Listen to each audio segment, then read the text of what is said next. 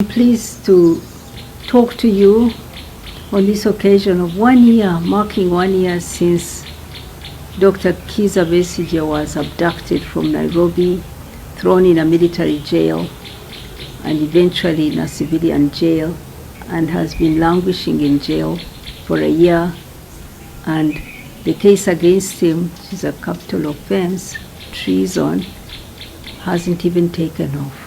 12 months on.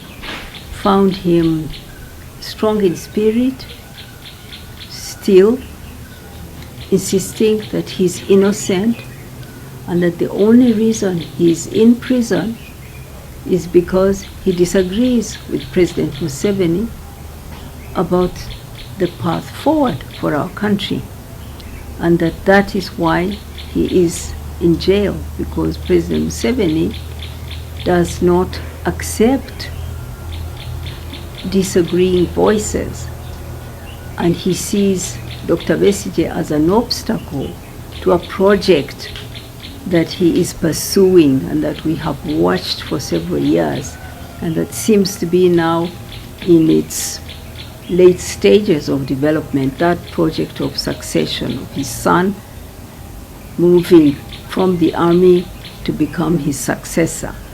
And Dr. Kiza Besigye believes that his strong opposition to this undemocratic, untransparent, dangerous project, and his speaking out against it, is the reason why he's being locked away. Nothing more than that. He's innocent. So that's all I can say, that he thanks very, very much you, the media, who have kept Ugandans and the whole world alert to this injustice against him. He thanks you. He thanks his many, many supporters who come to see him. They are the ones who keep him motivated and able to endure such a gross injustice. He thanks all his supporters, all his friends, and his family. Thank you very much. I even call it a temple of justice. These courts are not a temple of justice. What we have seen is a travesty of justice. First of all, that he was thrown in a military court, and the military court said they were ready to prosecute, try him, and finish the case in 5 days, that they had the evidence. We fought that. He was a civilian. It was illegal to try him in a military court. And he came, the Supreme Court ruled and brought him before the civilian court. And lo and behold, this was 2 months later, maybe even 3, because he was arrested in November and he came before the civilian court in February. We were surprised when the prosecution came and said, we do not have enough evidence, we need time to find evidence. In the military court, they were ready to prosecute and convict him in 5 days. President Museveni said so. He told me that there was no need for bail because they were ready to finish the case in 5 days.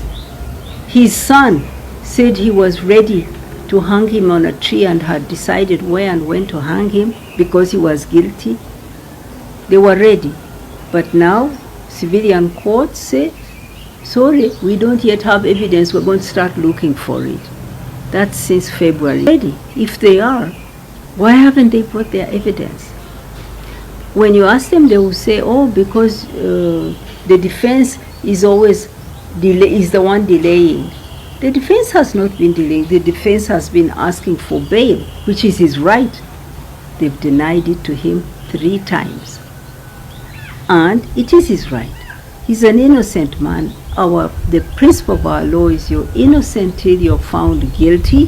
While you're innocent, you should not be stopped from carrying on your normal activities. Be with your family, do your business. But Besigye, for him, no. He's the exception. So this is persecution, it's not justice. We continue to resist this. Your question is about what are we going to do about it? Resist as we always done. We mobilize, we resist this politically. It is political. He is a prisoner of conscience. He is a political prisoner, and we have to keep fighting, insisting that the political issues that he wants addressed need to be out there, being debated in the public, in the parliament, and resolved there. Imprisoning him does not solve the issues he stands for. So what I'm doing now is precisely what you're asking me. Going to the public and continuing to pile pressure on President Museveni and his captured judiciary to do the right thing, free Kiza Besigye and other political prisoners, and discuss their issues and resolve them democratically. Do not look at Kiza Besigye's situation as a personal issue. We look at it as a political issue, and we see this as a part of our democratic development. We are moving from being an undemocratic nation, and we are struggling to become a more democratic nation that has the rule of law, that treats people equally and fairly. And for this, we're going to be struggling for a very long time. What I can say to you is that for Kiza Besigye, I can say it also for myself, and very many of us who've been working together in this political struggle, we feel we've made our contribution. And we very much hope that the next generation will carry on these struggles until we have a democratic country, a just country. But these are not things you can take shortcuts on. Price is high for the individuals concerned. It shouldn't have to be like this, but it is what it is. We fight on. First of all, I discourage you from personalizing these issues. Dr. Besigye is not in prison because he knows President Museveni or because I know him. He's there because of what he believes in, what he articulates, what he demands. And there are many other political prisoners, many of whom do not know President Museveni, have never met him, all these Nup young people. I've met there even old men who were supposed to be ADF, arrested from different parts of the country, who've been there 15 years. They've never even been in a court. No case has been brought against them. So this is a political question. And so, whether I know President Museveni or I don't know him, there is an injustice here. And we call on him to do the right thing. Dialogue, yes. There should be political dialogue over the issues that Besigye stands for, like the question of the succession. There should be a dialogue, and I call for it. And we will be happy to be part of such a dialogue. We have views, we have experience, we have knowledge. We can be part of a dialogue about the future. President Museveni has now said he's not going to run again, and we thank him for that. We think that it is good for him to retire. I think that he has got quite a number of grandchildren, and spending time with them could be a nice thing to do. I also think that he's been on the national scene and the regional scene and the global scene for so long. He has some experiences to share. I'm sure there will be organizations, governments, international bodies that will want to tap into his knowledge and his experience once he retires. So he won't be short of interesting things to do. We encourage that. So there should be a national dialogue about how to move forward after our country has been under the leadership of just one person for 40 years, and who also came to power by force. He didn't come to power through an election. We brought him to power through a revolution. We are a country that's never had a peaceful change of government. So if you want to have it after him, I think we need a reset. We need to have a national dialogue rewrite the rules, reorganize how, and plan a safe, peaceful, democratic transition, transparent transition.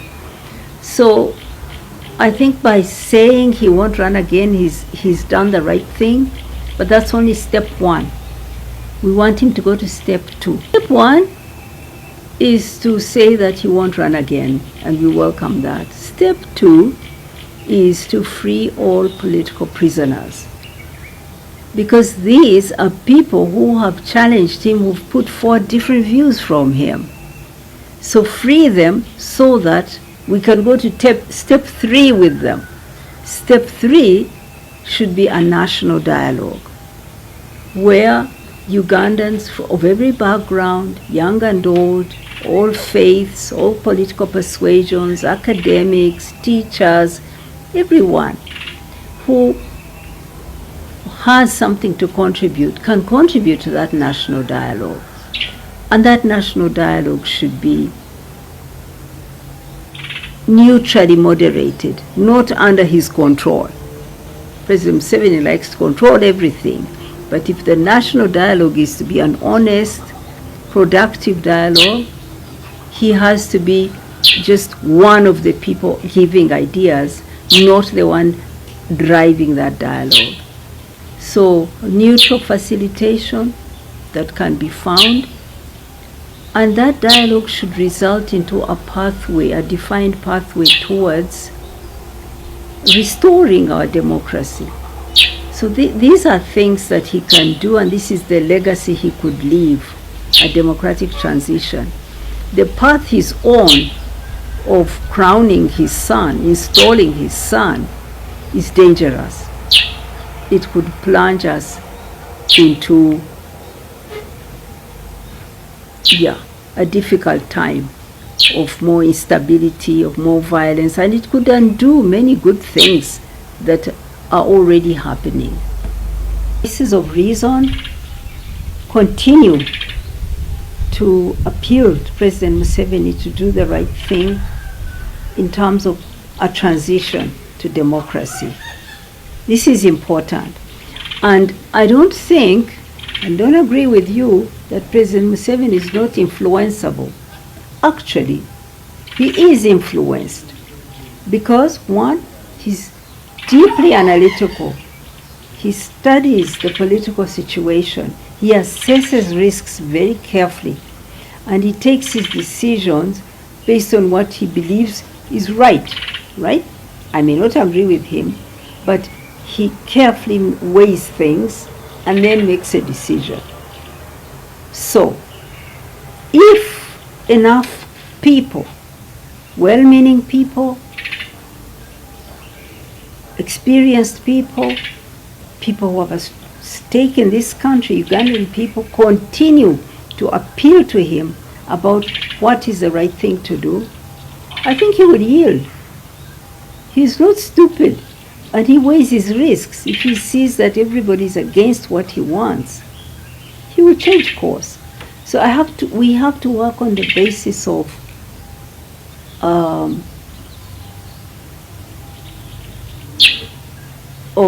we have to assume, right? We have to assume that he is intelligent, which he is, that he assesses risks, and that he can see the danger of pursuing a path that everyone is telling him is a wrong path. So that is why I come to you. I come to you because I believe he's a reasonable person, he's smart, he knows how to do risk assessment, and wants to avoid risks for himself and for the country.